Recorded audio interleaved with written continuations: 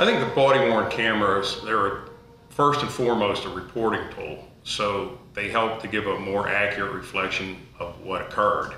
And I think for the community, they give more of an accountability of the events that happened from the officers.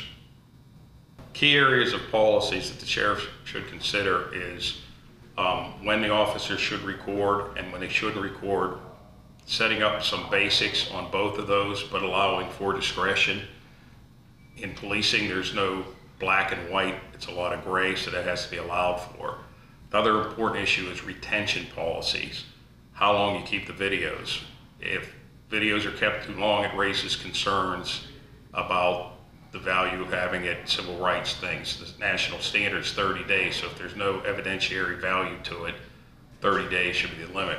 We set the rest of our retentions based on the statute of limitations for each particular type of incident.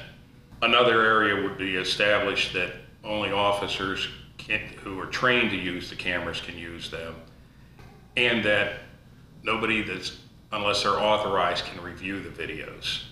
All videos are reviewed if there's an allegation of a use of force against an officer or a citizen complaint, and it's important that that's in the policy.